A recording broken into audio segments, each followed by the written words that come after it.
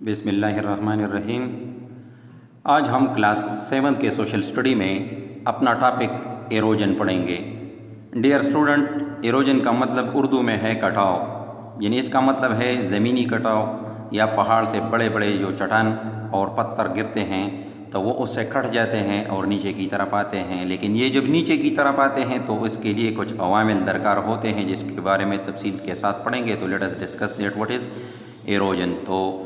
first of all, erosion refers to the wearing away of weathered rock material by agents such as running water, rivers, tornadoes, mud blows, moving ice, glaciers, waves and winds. کہتے ہیں کہ کٹاؤ کا عمل جو ہے اس کے لیے جو عوامل ہمیں درکار ہوتے ہیں تو وہ اس میں دریاؤں کا بہتا پانی اور یہ جو ٹورنیڈوز ہیں اور کیچڑ ہیں اور اوالانچز ہیں گلیشیئرز کے، یعنی مطلب گلیشیئر سے جو ٹکڑے علیحدہ ہو کے نیچے کی طرف آتے ہیں تو وہ ہے، اور تیز ہوائیں ہیں اور ویوز ہیں، موجیں ہیں، یہ اس کی وجہ سے جو ہے ایروجن ہوتا ہے۔ We can say that these all factors are responsible for bringing about erosion. And the second one is movement of loose rock material inward. اگر کسی ڈھلان سطح پر کوئی پتھر جو ہے وہ یعنی مطلب لوز ہو، یعنی وہ ڈھیلا ہو چکا ہو، ویسے ہی اس کے اوپر پڑا ہو تو ونڈ کے ذریعے، پانی کے ذریعے، کیچڑ کے ذریعے یعنی مطلب وہ نیچے کی طرف کھسکنا شروع کر دیتے ہیں اور جس کی وجہ سے زمین کا بڑا حصہ نیچے کی طرف گر جاتا ہے تو اس کو ہم کہتے ہیں ایروجن۔ تو let us discuss erosion according to your book definition. تو کہتے ہیں کہ دا پروسیس آف ریموول اور wiping away of rock fragments is called erosion, یعنی کسی سطح سے پتھروں کا صاف کرنا، ہٹانا، مسح شدہ پتھروں کا، تو اس عمل کو ہم عمل کٹاؤ کہتے ہیں، یعنی مطلب اس کو ہم ایروجن کہتے ہیں۔ It occurs after weathering and mass wasting, اور یہ ویدرنگ جس کے بارے میں پہلے بھی آپ نے پڑھا تھا کہ it is actually the physical disintegration of rock material, اور mass wasting actually the movement of mass due to the gravity. تو کہتے ہیں کہ ماس ویسٹنگ جو ہے وہ مواد کا کھسکاؤ ہے نیچے کی طرف قوت ثقل کی وجہ سے، کشش ثقل کی وجہ سے، اور ویدرنگ جو ہے وہ پتھروں کے چھوٹے چھوٹے ٹکڑوں میں تقسیم ہونے کا عمل ہے۔ تو کہتے ہیں کہ یہ ایروجن اس کے بعد نمودار ہوتا ہے۔ It is done by some natural agents, اور اس میں کچھ قدرتی عوامل شامل ہیں سچ ایز ونڈ، رننگ واٹر اور موونگ آئس، جس میں نے پہلے بھی آپ کو بتایا کہ ہوا، بہتا پانی اور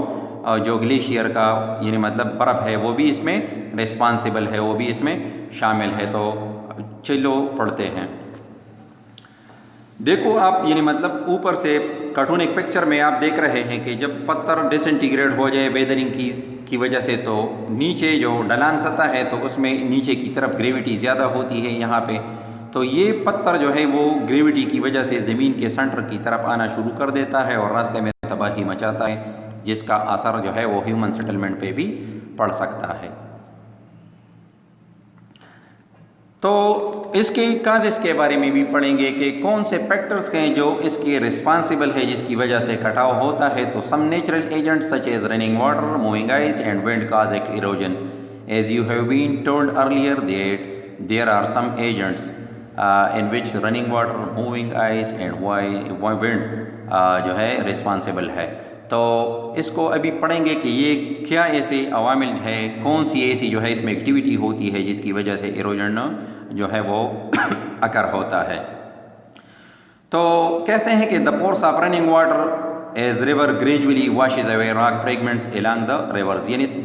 دریاؤں کے کناروں پہ جو پتھر پڑے رہتے ہیں تو دریا کے پانی کے بہاؤ کی وجہ سے وہ بتدریج اور آہستہ آہستہ جو ہے وہ صاف ہو جاتے ہیں اور گل جاتے ہیں۔ The force of ocean waves break piece of the rock along the coastline, تو ساحل پر جو پتھر پڑے ہیں تو وہ آہستہ آہستہ ٹکڑوں میں تقسیم ہو جاتے ہیں۔ Water falls also erode rock as water falls from دا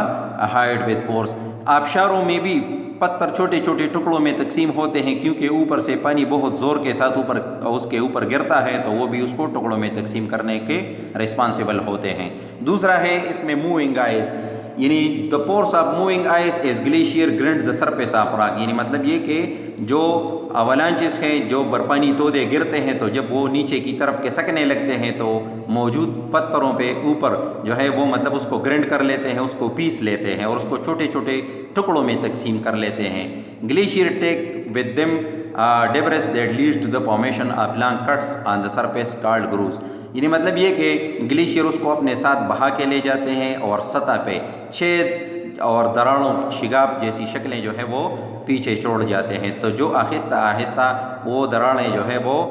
یعنی مطلب ایڈوانس ہو جاتی ہے، یعنی مطلب وہ بڑھ جاتی ہے اور زمین کے کٹاؤ کا سبب بنتی ہے۔ دا تھرڈ ون از ونڈ، تو کہتے ہیں کہ wind erosion is common in desert area, صحراؤں میں یعنی مطلب یہ جو ہوا چلتی ہے اس سے بھی صحراؤں کے شکل تبدیل ہوتے رہتے ہیں۔ Sand dunes formed in deserts when the wind carries away loose particle of sand, کہتے ہیں کہ ریت کے ٹیلے جو ہے وہ ٹوٹ پھوٹ کا شکار ہو جاتے ہیں اور ایک جگہ سے دوسرے اور دوسرے جگہ سے تیسرے جگہ پہ منتقل ہوتے رہتے ہیں۔ تو late us discuss these three factors with the help of the cartoonic diagrams۔ تصویر میں آپ دیکھ رہے ہیں کہ رننگ واٹر جو ہے وہ ایکچولی کس طریقے سے جو ہے وہ مطلب زمین کا یا پہاڑوں کے کچھ حصوں کو ایروڈ کر لیتی ہے، یعنی مطلب اس کو اپنے ساتھ بہا لے جاتی ہے، جس کو آپ یہاں پہ آپ آبزرو کر سکتے ہیں کہ پانی کے بہاؤ کے ساتھ یہ کس طرح جو ہے یعنی ایروجن کا شکار ہوتی ہے۔ اور یہاں پہ بھی آپ دیکھ سکتے ہیں کہ ہیومن یعنی مطلب مین میڈ جو تھنگ ہے اس کو بھی پانی کس طرح جو ہے اس کے اوپر اثر انداز ہوتا ہے۔ دوسرا ہے موونگ آئس اور اوالانچز، تو جس طریقے سے پہلے بھی میں نے آپ کو بتایا کہ گلیشیئرز جب پگھل جاتا ہے تو نیچے کی طرف جو ہے یہ حرکت کرنے لگتا ہے، تو یہ گلیشیئرز جب پگھل چکے ہیں تو یہ نیچے کی طرف کھسکنے لگ جاتے ہیں، اور آپ دیکھتے ہیں کہ بجلی کے کھمبوں کو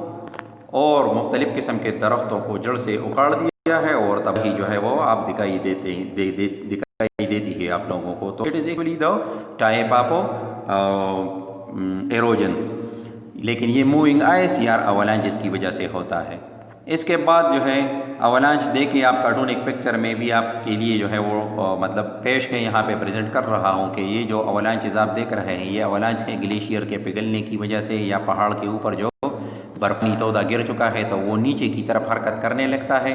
تو اس طریقے سے اس میں آپ ان درختوں کا مشاہدہ کر سکتے ہیں کہ اس نے بھی درختوں کو جڑ سے اکاڑ دیا ہے اور اس بندے کو بھی بگا رہے ہیں، یعنی مطلب یہ ہیومن جو ہے یہ اپنے آپ کو بچانے کی کوشش کرتا ہے، تو یہ بھی خطرناک ہوتا ہے۔ تیسرا جو ہے وہ ہے ونڈ اینڈ سٹورم، تو یعنی مطلب ہوا اور طوفان جو دونوں ہے اس کی وجہ سے بھی ایروجن ہوتی ہے۔ یہاں پہ بھی آپ دیکھ سکتے ہیں کہ زمین سے بہت گرد جو ہے انہوں نے اٹھایا ہوا ہے اور زمین پر موجودہ پتھروں کو اور زمین کے سطح کو انہوں نے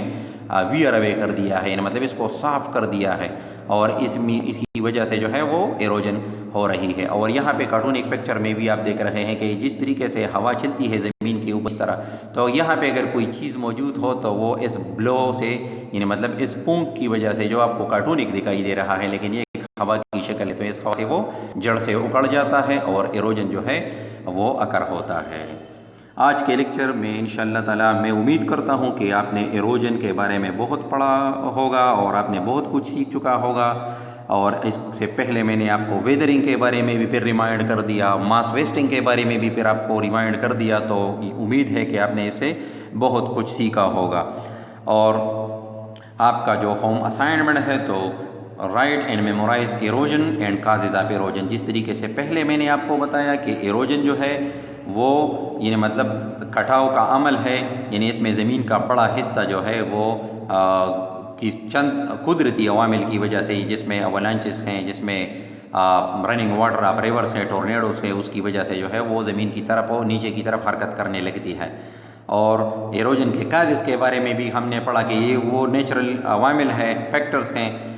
which are responsible for bringing about erosion، تو آپ لوگوں نے اس کو you should write it and memorize as well، آپ نے اس کو رائٹ بھی کرنا ہے اور اس کو میمورائز بھی کرنا ہے۔ وہ انشاءاللہ تعالیٰ آج کے لیے جو ہے وہ اتنا کافی ہے، کل نئے لیکچر کے ساتھ حاضر ہوں گے۔ والسلام۔